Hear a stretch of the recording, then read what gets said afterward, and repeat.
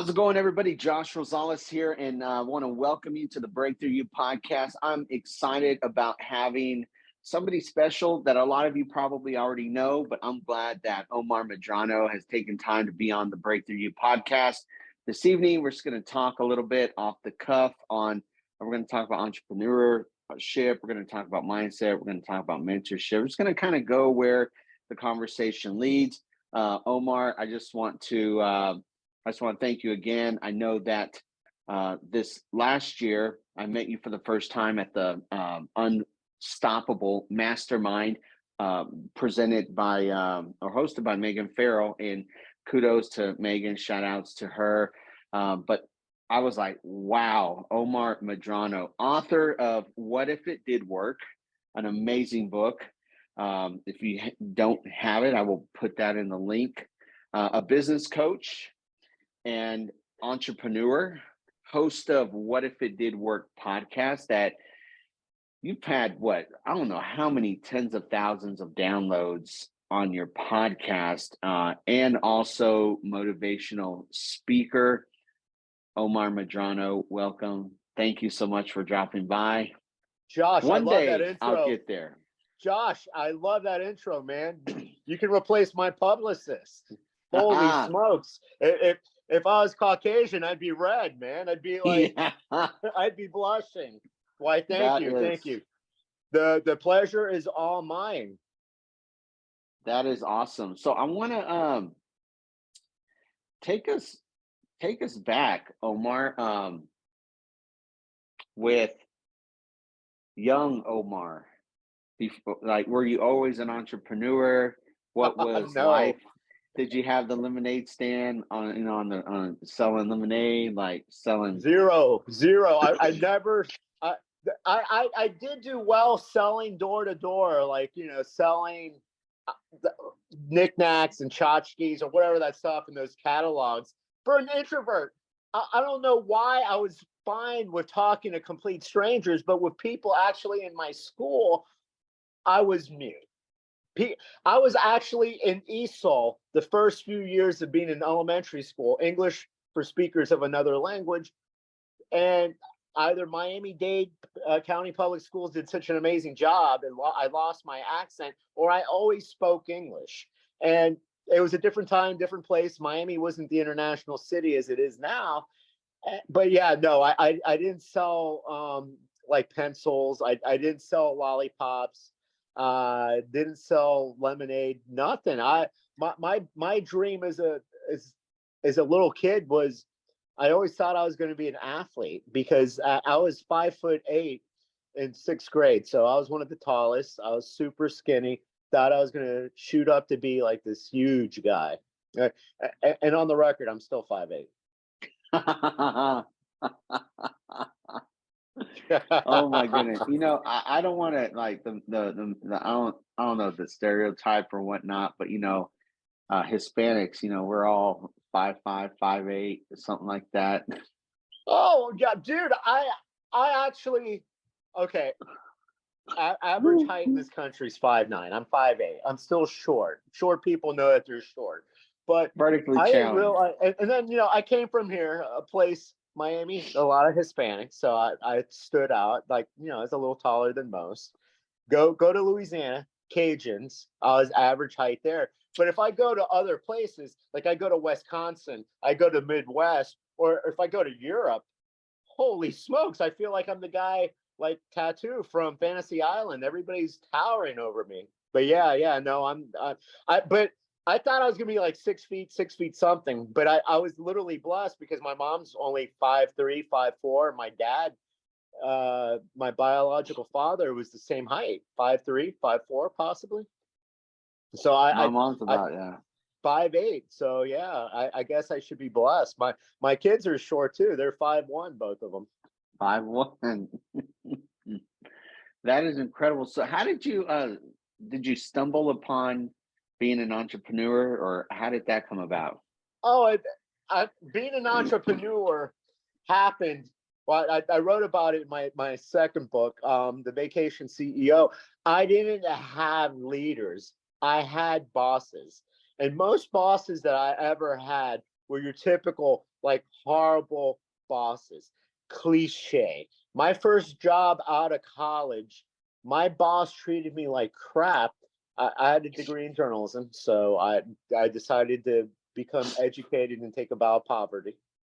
And he thought, get this, if you're from Miami, you're wealthy. So he would treat me like garbage for like one, I didn't work, I didn't have a day off for like a month, but I had that fraternity mindset. I'm like, this guy's just hazing me. It's not that he doesn't like me.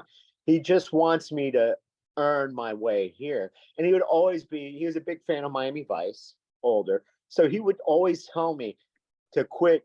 I was getting paid $15,000 a year. Still crap, even inflation adjusted. It's still poverty. To quit that high paying, Wow. amazing job so I can go back to Miami and live in my mansion. So yeah, and it was just one after my last journalism job. I was the producer of the Jimmy Swaggart show. And that was just like that was like the last. I don't want to be a journalist. I don't want to be a producer. I don't want any of that. So how did you so fast forward, and how did you get into, for those of you that are watching, listening, Omar, how did you get into the Smoothie King industry?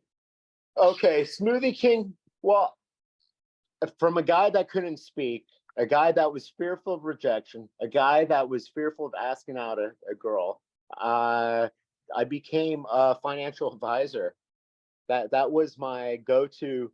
I did sales for years, and for Edward Jones Investments. There was a regional meeting, and we had a sales guy come in, and he's like, hey, if you want to be amazing in sales, I have a buy one, get one free. At this seminar, you will be the best. Your business will grow, such and such, your book will grow. It's Anthony Robbins. Well, I don't know a thing about personal development. I don't know a thing about business development. All I know is Anthony Robbins, my ex-business partner, ex-wife, was a huge fan of Anthony Robbins. So I'm like, okay, I'll be a hero. She was a pharmaceutical sales rep for Abbott Labs. I'm like, I'll buy one, get one free. And I remember telling her, like the night before or 2 days before, I'm like, so what's he going to do? Is he going to make me cry in front of strangers? And that, because most Hispanics were closed off. We have this mental mindset of it is what it is. Life sucks, suck it up, work hard. They don't believe in personal development, business development. I can say that to you because it's not racist. We're both Latinos, both Hispanics. To this day, my mom says Anthony Roberts. She doesn't know his name. Okay. There's some guy out there called Anthony Roberts. But yeah, it just shifted my perspective, and I was blown away. And that's what one of my main missions was. He had this conference in Miami, and there was hardly any Hispanics, hardly any Latinos. Everywhere I go with the 10X, all these conferences, yeah, congratulations. I can see my people picking up the garbage. I can see my people, but I want to show them, yes, we have arrived. And that's why I've had you. Josh is my guest next week on my podcast. We're well spoken. I wrote 2 books. I'm a podcast host. I can hold my own on stage. That's true. But it's like boom. Still to this day. And this guy blocked me. A guy asked me, even though he knows I'm all these things, if I wanted to attend his seminar as a guest. And I'm like, I told your girlfriend, which she was a podcast guest too, and so was he, I will only pay if I know I can't be on that stage. If it's billionaires or if it's like, Anthony, yeah, I'm not Anthony Robbins. Hopefully one day I can be in the same room, but I know that. But I know what I bring to the table. And I told him, what are you going to do? Why don't you just ask me to clean up every day afterwards, because clearly you see no value in me. And that's the one thing, and that's why I'll be my lifelong goal is to have like a 10x or a business conference in 3 cities. One I coincidentally Nashville. Well, okay. Well, now you opened my eyes.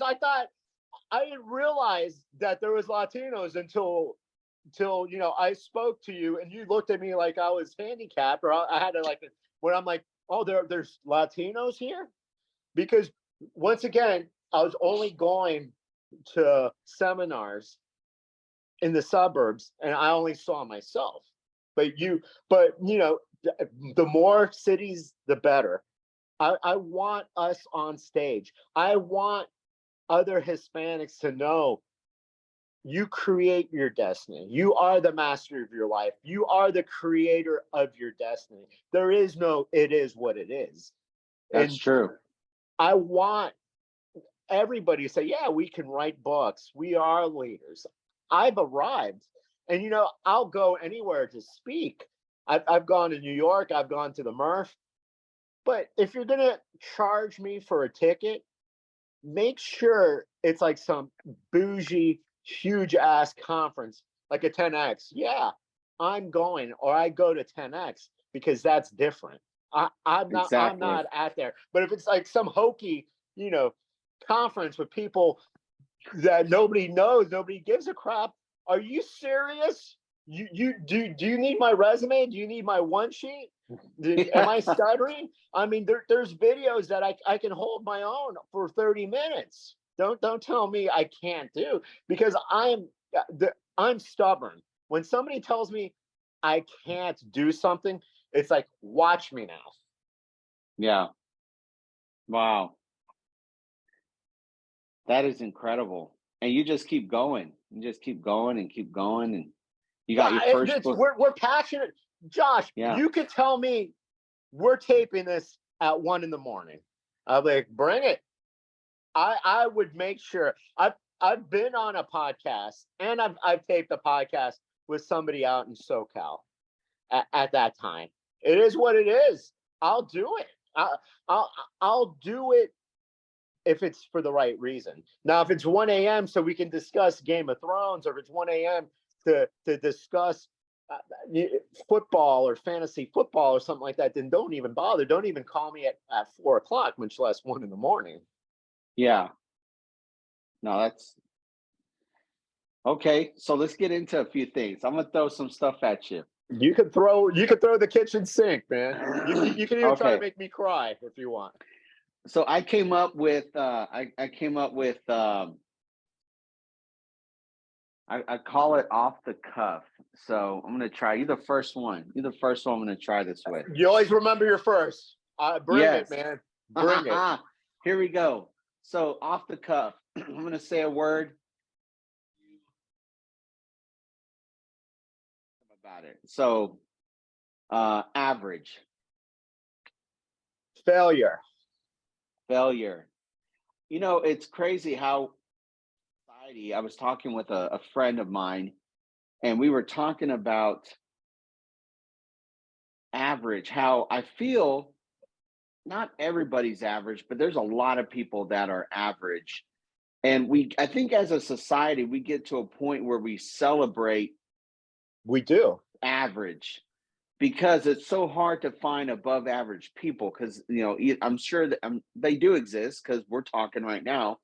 But why is a society why do we just celebrate average so much? And we think that if you're above average, then you're a rock star. But above average is just barely doing more than the minimum. Mm-hmm. Well, here, Josh, the woman I was dating before I met my ex-wife, I remember watching Stir of Echoes, a Kevin Bacon movie, B movie, nothing outrageous. And he has a line, I never thought I would be average. And it crushed him. And it crushed me, because I'm like, I'm on that way of becoming average. And I told her that. And her answer to me what's wrong with being average? With being average. Yep. And now I'm like, oh man. So what was the answer, or what was the answer that you had going on in your head?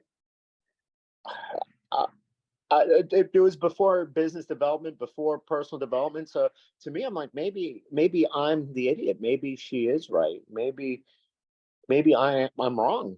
But to me, if somebody says they're average, and more than likely people say that like, hey, my kid came in 15th out of 17th place. Woo! Let's celebrate. Yeah. Celebrate what? Celebrate Celebrate what? what? People want to be average until the stuff hits the fan, and being paycheck to paycheck, they're stuck like Chuck. Then oh my gosh, then let's play victim mode. Then average is never good. Average is something now we aspire. Everybody, if somebody's successful, you must have stolen money. You must have hurt somebody, because that's scarcity. That there's this finite pile of money, finite pile of success, and there isn't. Somebody's a billionaire. I tip my hat off to him, man. It's like, congratulations, you solved some major problems. I wish I can solve a problem that even comes close to that. Yeah. On whatever problem they solved. Here's the next one. Excellence. Something I strive every day. Every day I wake up saying, I want to be in excellence. I want to be a better version of who I was than yesterday. Just the constant, never-ending improvement. Grant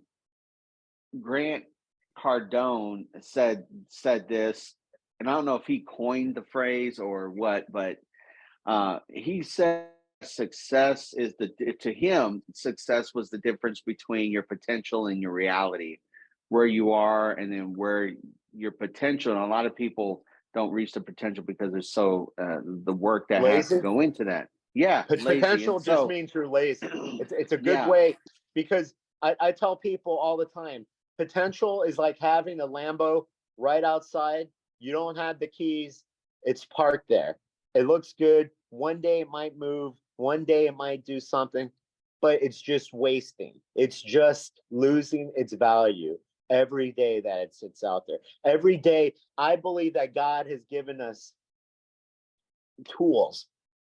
All of us are born with greatness. We choose not to live in greatness. That is true. That is true. I tell people, and I told my team, my prior team, constantly, it's like, we got to work the gap, right? It's like, today I need to be better than I was yesterday. Tomorrow I need to be better than I was today. And then every day I have to be aware of the gap, right? My potential. Every day I'm trying to close the gap between my potential and the reality where I'm at currently. And if at the end of the day I can walk away and turn the lights off and leave the office and say, you know what, I closed the gap a little bit, then I'm doing great. I'm doing good. And it's like, especially with all the distractions as well, it's they say, and you heard this, I mean, it's practice doesn't make perfect, practice makes you better.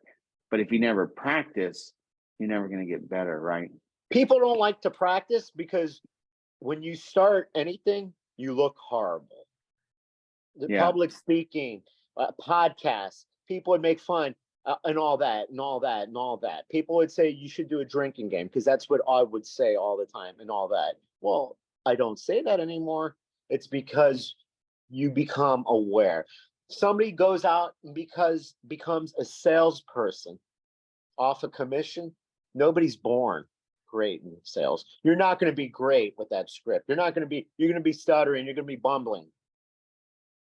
Practice. You people are more concerned about their ego and how they're going to look. You and I look like crap riding a bike the first 1,000 times, but until it became second nature. And that's any business and any aspect, anything, any new endeavor, but we don't want to go outside our box because we're going to look, oh my gosh, we're going to look silly. We're going to look silly on social media promoting our business. You're going to look silly closing your door because you didn't promote your business. that is the truth. Okay, here's the next one. Uh, teamwork. Teamwork is the only way to scale, the only way to grow, the only way to become outrageous, amazing, is you have to have teamwork. There's no such thing as a self-made person. I had plenty of people, I had plenty of help. I had my ex-wife of 20 years there. It's teamwork. Teamwork makes the dream work. Someone told me, or I heard it. No one told. I forgot where I heard this. They said um, that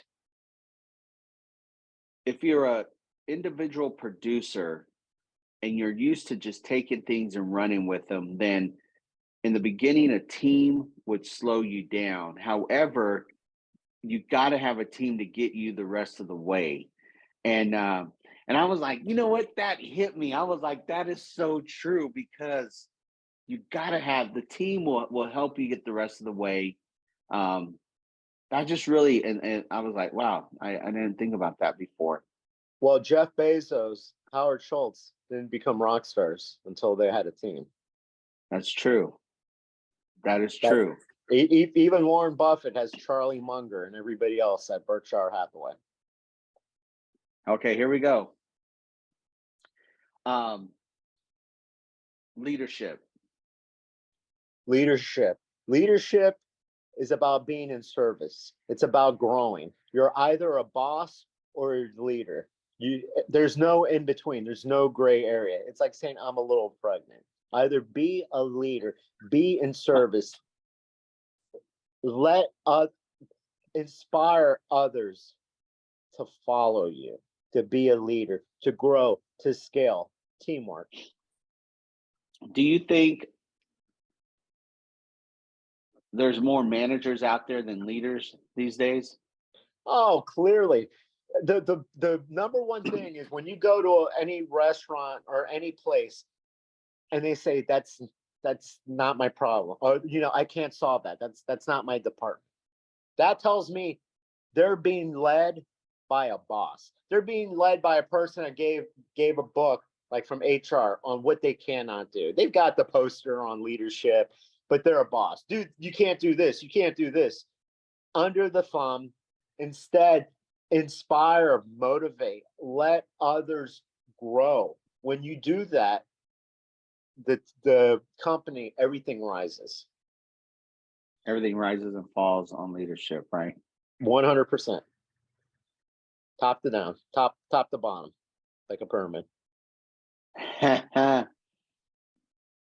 No drama. No drama. Drama, no drama. Drama. Just for your I, mama.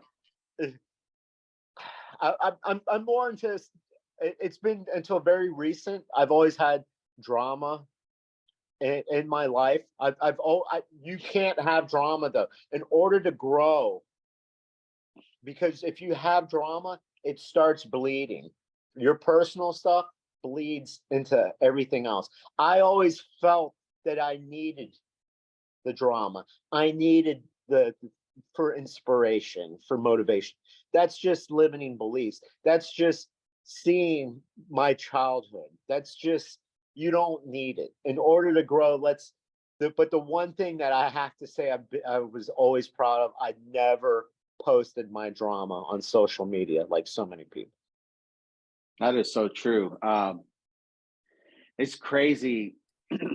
They say, you're the average of the five people you hang around. You like the average your group. You make about $2,000, or there's like a certain amount of money that you can make if you're in this group. It's kind of like, but with the drama, the same thing is, I'm not your trash can. Like I don't want it. It just brings you down. It's Mental. yeah. There's more weight to carry. You don't need that cross to bear. How about this one? Do you see a difference between networking and here we go, networking and connecting? Connecting is selling. Once you can connect with other people, once you can communicate, you can sell. Networking, you need to be able to connect, because if you can't connect with people, you and I could go to the biggest stages, the biggest rooms, but if we're not talking, if we're not communicating, if we're not listening to the other person, then what's the point in networking? You're wasting your time, because there's better places to be if you're going to just stand around. One thing that I've experienced as well, you're absolutely right, is that you got to connect with them. And if you're networking and you're not connecting, then why are you even there? Now, have you found, and I have found this to be true, the power of networking and connecting to people, but what are your thoughts around connecting others together? Like you're out there and you're just connecting other people, and you're taking yourself out of the equation, but you're saying, "Hey, y'all connect." What power and what energy comes back from doing that? That's being in service. That's not Hmm. helping out someone else. That's, and thinking that to reciprocate. I can't say reciprocate, that word. I don't know why to this day. Just do it, man. You're helping two Yeah. people connect. You're helping two parties. I believe, like what Zig Ziglar says, you help enough people, it comes back to you. But the thing is everybody's in scarcity. Everybody's only, I will only help this person out if something, I can get something out of it in the future. And that's not how to do it. I mean, I'll help people get onto podcasts, or I give out free advice, or I, people's text messages for questions. I don't say, well, you know, how is this person going to help me? I, I'm more, let me be in service, and thank you for believing that highly in me. Do you I think it's a skill set to be able to connect other people, to understand or to learn while you're talking to somebody, oh hey, this person does this, and then somebody else you're talking to, you're like, oh hey, this person does that. Do you believe it's a skill set, or how do That you that become good means at that? No, that means you connect. That means you literally listen to other people. You understand their world. You understand their issues. You understand their concerns. You know you don't have the problem to their issue, but you've heard someone else that can do that from. And you're not like, oh my gosh, what can I do? And that, to me, that's how you do it. It's all about, you know, to me, it connecting two people or other people without expecting anything in return. Man, that's being in service. That's being more Christ like, which means to serve, not to, oh my gosh, hopefully these two guys will take me to Ruth Chris, or they'll pay me in some way. Just do it. You'll feel better too, knowing that you've helped out someone. Have you ever heard the saying or the phrase, live within the dash, living your dash? Yeah, I think I might have. I think I might have heard it a time or Yeah, two. I think I know a guy that exactly. wrote it. I grew up with the guy. Exactly. So what does that mean? Not to sound morbid, man, but I don't know when St. Peter's going to call me. I do know I was born July 24th, 1973. I am currently living in my dash. I am the writer of my life. I'm the master of my destiny. I had the power. I'm creating my own legacy. I'm writing my own obituary. We all are. Everybody lives their life like they're going to live to be George Burns 100. This might be my last day on earth. And as long as I know I brought it to this show, as long as I know I lived in service, I lived my life today, and I wake up every day like that. Was I a great father today? Was I a great friend? And that's what living in the dash. So many people are fearful. They say they're afraid of dying, but really they're afraid of living. Mm, that's good. That'll preach. I'm on my pulpit, and it's not even Sunday. Okay, here's another one. You may have heard of this one. What if it did work? What if it did work? I think I know that. I think I grew up with that guy too. That coined that phrase. What if it did work? So many people always focus on why things can't work. You know, I've been single now for a minute, and if you ask women or you ask a guy, what do you want in a relationship? Just standard, you know, what do you want? I don't want bipolar. I don't want toxicity. I don't want drama. I don't want a cheater. I don't want. And it's a Costco size list. 10 minutes later, and yeah, congratulations. But what is it that you do want? And they'll be stumped because most people only focus on what they don't want. And God in the universe will give you that time and time again because that's all you know. If you ask yourself, what if it did work? What if owning my own business? What if I had the courage to start my own business, my own side hustle? Oh my gosh, that woman might be out of my league. What if she is my soulmate? What if I ask her out? What if it did work? Mm, that's good. Man, Omar, how'd you get be so wise? Man, Life, life. life. 49, Oh, 49 and a half years in the making. do you believe that there's no such thing as a coincidence? I completely believe that there's no such thing as random, no such thing as coincidence. We choose to believe that, but I do believe everything happens for a reason. That God, the universe, whatever people believe, you know, every moment, every decision, everything, nothing's random. The people you meet, the and you know, people, why haven't you answered my prayers, God?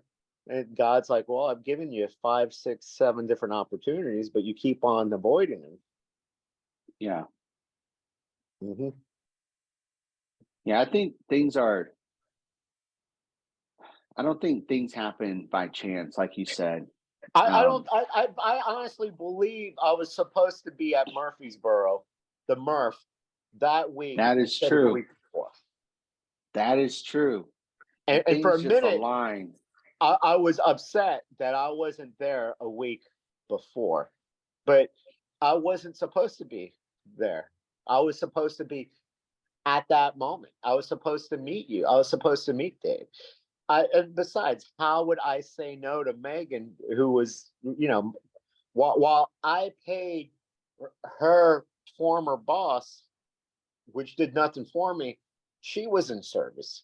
She plugged me. She promoted me. She promoted the book. She promoted my podcast out, out of kindness, out of just being in service. So to me, I Yeah. was honored. Yeah, I'll be there.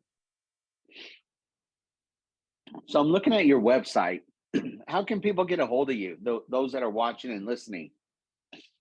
If they're watching, I knew I should have put on something better. No, I'm joking. They can find me multiple ways. OmarMedrano.com. That's my website. But also, I'm like the St. Jude of lost causes when it comes to business, when it comes to personal development. I'm public, just like all of you should be public on. It's called social media for a reason. Omar Medrano, Omar Medrano 73 on Instagram. And on Facebook, there's a group called What If It Did Work? Just the name of my title. It's free. There's videos, there's posts, there's tweets, there's stuff.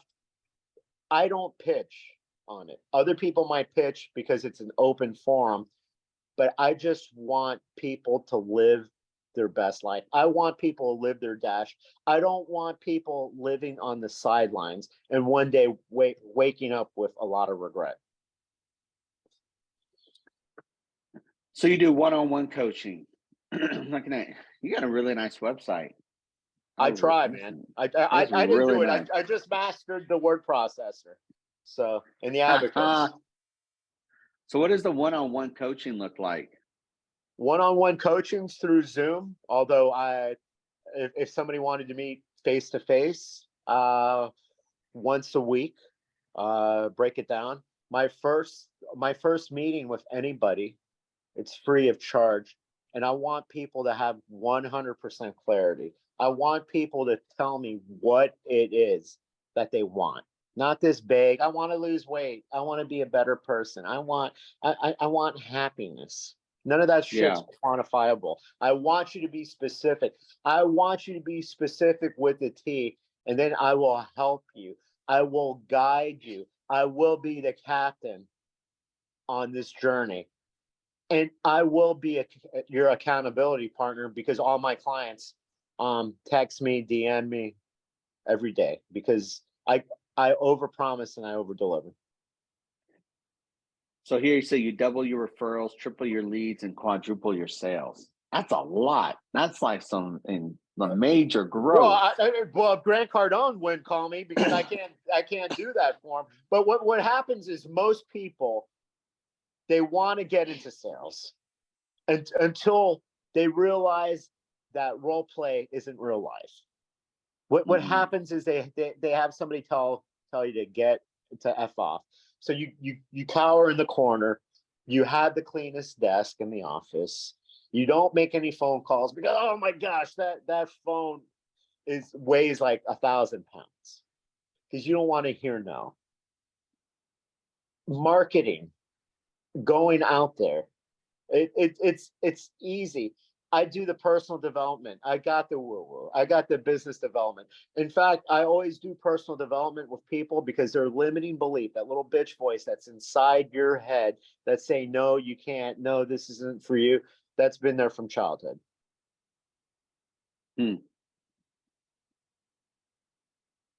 Drop the mic. But before, believe it or not, I'm 100% business coach. Then I realized all my every person I've ever given a free anything, or they pay me.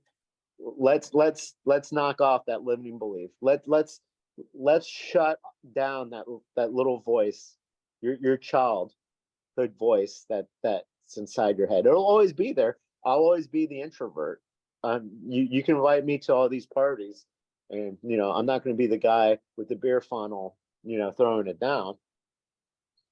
But I will.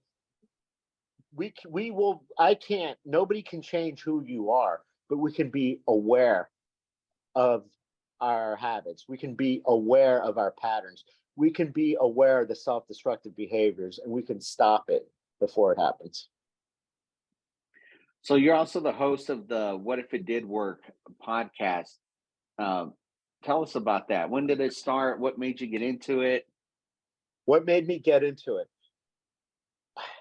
I was begging people to be on their podcast. It's not to be racial, but people, it's like, okay, well, you're Hispanic. We don't move the needle because, we don't sell tickets to their events. Yeah. So it's not, hey, I can have the most compelling story. I could have a cure for cancer. I could have a guy partying with Hugh Hefner at the Playboy Mansion, and it still wouldn't be. They would see me as just the Latino, just as the Hispanic American. And yes, I would get on people's stages, on people's podcasts, but it was like, now it was that I wanted to build my own stage. I wanted to be able to invite whomever. And yes, some guests I had to, at the beginning, I had to chase people. Please be on this and that.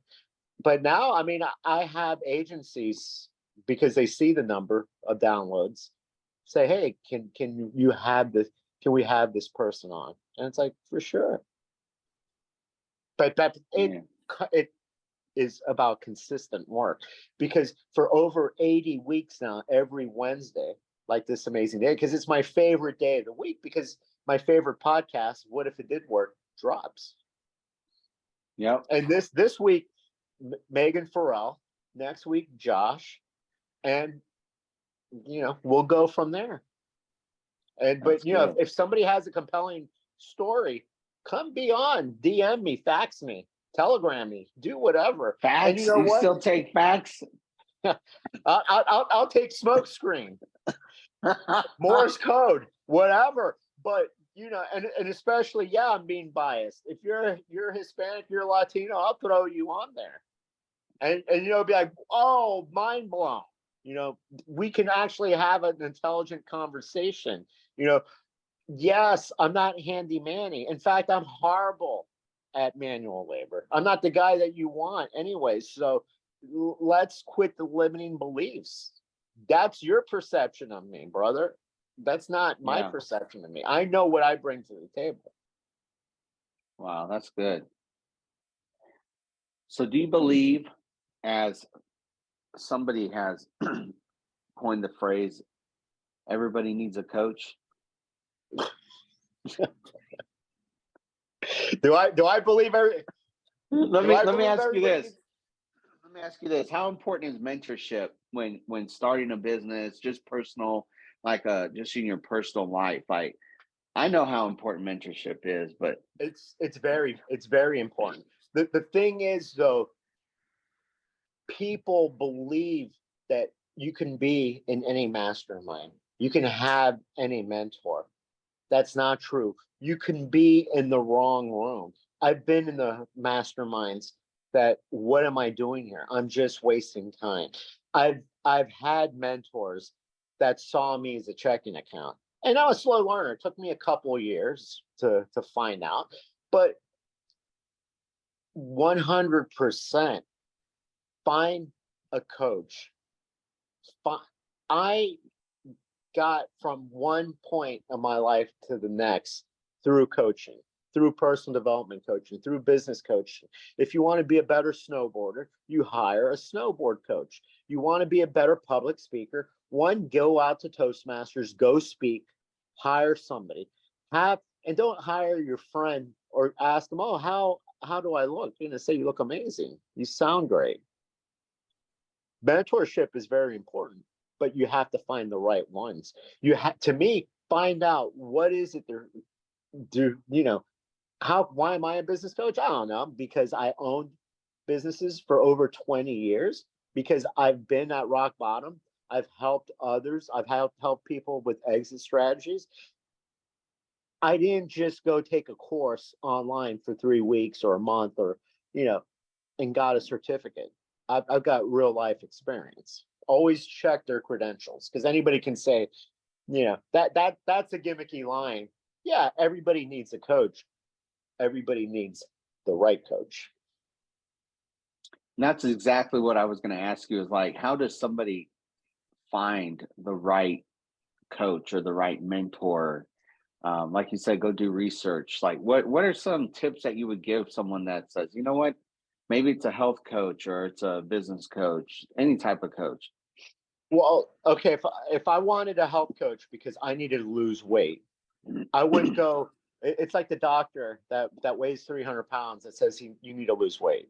Well, okay, why aren't you doing it? Mhm. One look at their credentials. Or do they walk the walk? Do they talk the talk? How can you have a business coach that has never been a real business owner?